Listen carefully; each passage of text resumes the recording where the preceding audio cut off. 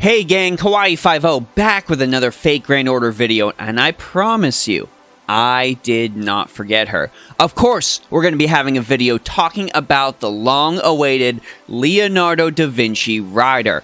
Craft essences, command codes, allies, we are going to be going over the whole shebang, doing our best to make sure that Leonardo da Vinci is a staple of your team. We're going to max her out.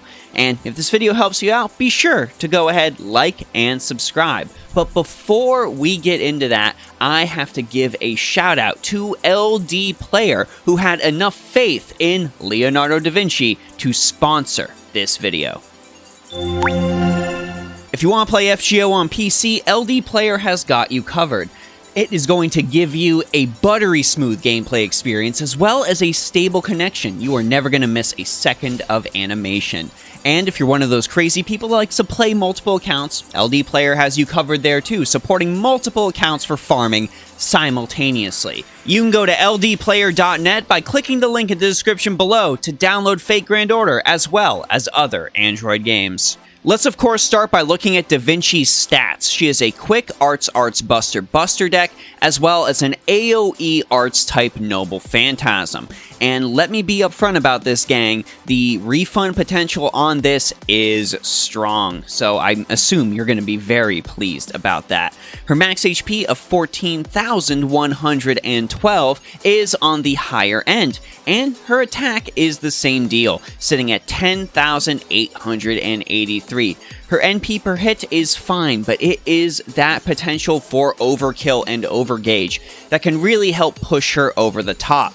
When it comes to star absorption, she is a rider, so you are getting what you would expect from a rider. Very, very high star absorption ensures that Da Vinci is the most likely character on your team to land some critical hits.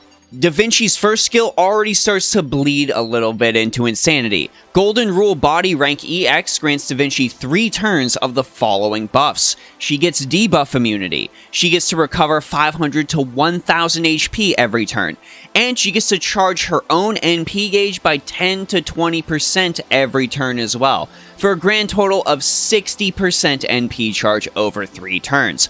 That being said, it is clear that this is the skill we want to max first. A 60% NP gauge on an arts-focused team that is easily a guaranteed noble phantasm within those first couple of turns. It's undeniable. Da Vinci's second skill is Excel Turn Rank B. This gives her 1 instance of evade and increases her critical strength by 30 to 50% for 1 turn. Note that I did not say that 1 instance of evade lasts for a specified number of turns. No, that evade lasts until Da Vinci gets hit, until that is expended. So if you have some scapegoats, some sort of taunts on your team, or if you're just really, really lucky, she could keep up that turn of evade for a very, very long time. You're going to go ahead and max this last, not because the skill is bad by any means, but just because Da Vinci's other skills are very, very good. Da Vinci's final skill is Dream Upon the Star Rank D. This gives her and all of her allies 3 turns of increased noble phantasm strength. That's at a 20 to 30%. It also provides a 10% NP gauge steroid, so already we get to see Golden Rule Body plus this, granting Da Vinci 70% just for herself. But this skill also increases the NP overcharge level of all allies by 1 stage, so they are going to get their next stage of overcharge plus increased noble phantasm damage. In Da Vinci's case, this is going to be very, very good, and you're going to understand that when we talk about her overcharge ability. You are going to max this skill second, only because the NP gain per turn on her first skill is just so good. Da Vinci's Noble Phantasm is Beautiful Journey Rank B. This deals 450 to 750% damage to all enemies, and also provides a 20% boost to all allies' NP gauge, including Da Vinci's. That is a crazy amount of NP refund. Also, on overcharge, this grants a 20 to 40% increase to Da Vinci's arts card effectiveness. And better yet, it activates before damage is dealt. So Da Vinci has very high potential to go into overkill or go into overgauge.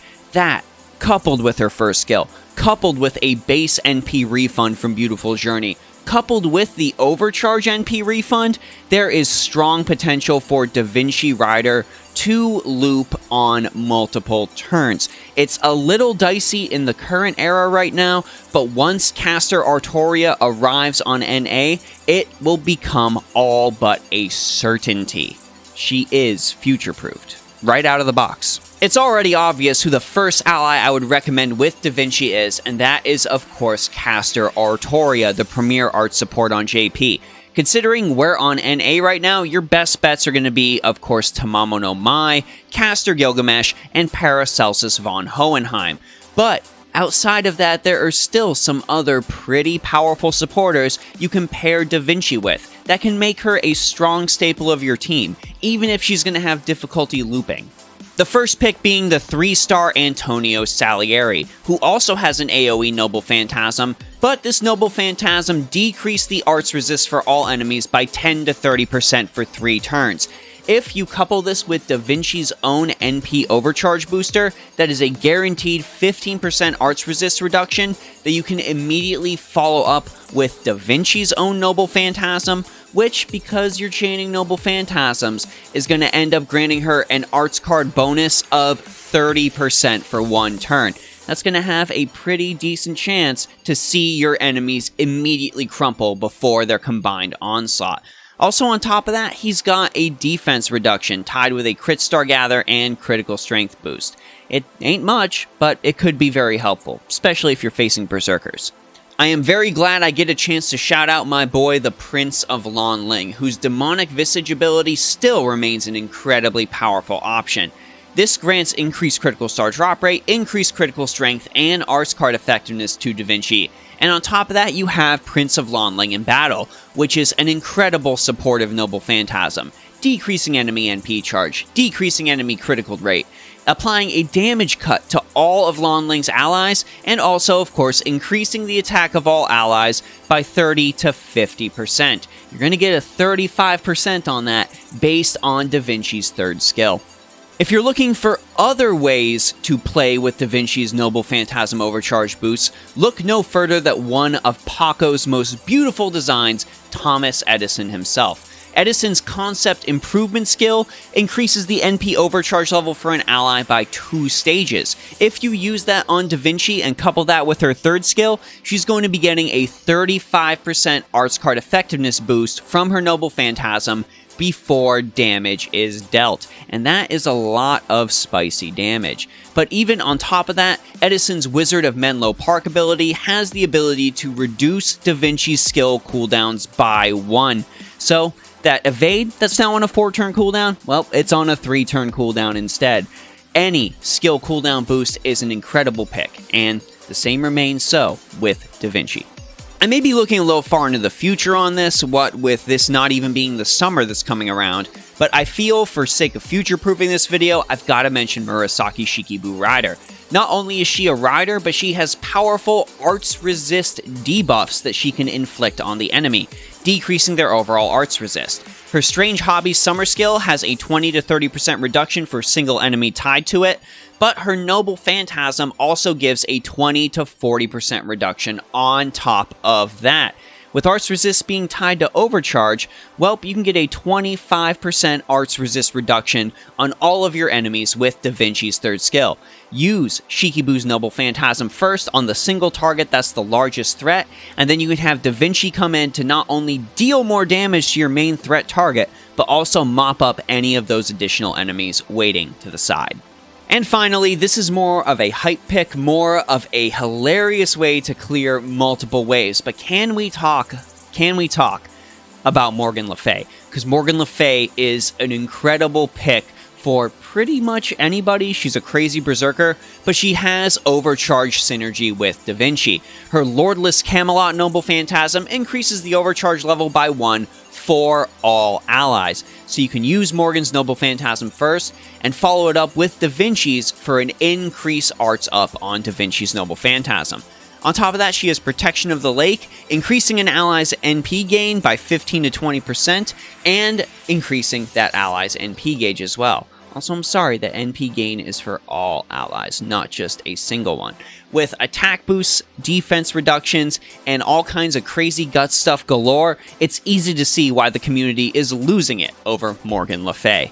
When picking craft essences for Da Vinci, of course, we want arts card effectiveness at the forefront. With that being the boost tied to the overcharge level on her Noble Phantasm, pumping that up even more is going to give us better results. For a freebie recommendation, I definitely want to pick Painting Summer, granting arts card effectiveness, NP gain, as well as a starting NP gauge. Starting NP gauge as well is especially good on Da Vinci, considering how she can charge her Noble Phantasm over multiple turns. That's just going to help her to use it faster. If you want to go all in on Noble Phantasm damage, of course the Black Grail remains the strongest pick, granting a whopping 80% increase to NP strength. I quite like New Beginnings on Da Vinci as well, mainly because she is a rider, which means she has high star weight. That high star weight is going to mean that the critical strength boost on this craft essence is going to be better for her than it is for her caster counterpart.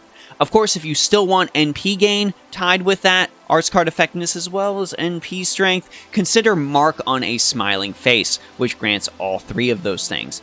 And if overcharge shenanigans are the name of your game, why not give her Devilish Bodhisattva? This is a 2-level NP overcharge boost. Stack that with her third skill, that is going to be 3-level increase on overcharge, ensuring Da Vinci's arts card effectiveness boost is going to make Noble Phantasm Arts Brave Chains particularly disgusting. As far as Da Vinci's command codes go, she has a high star weight, so let's take advantage of that. Let's use things like Code Focus to funnel all of those critical stars into Da Vinci's arts cards to make sure she's able to gain the maximum Noble Phantasm refund off of those.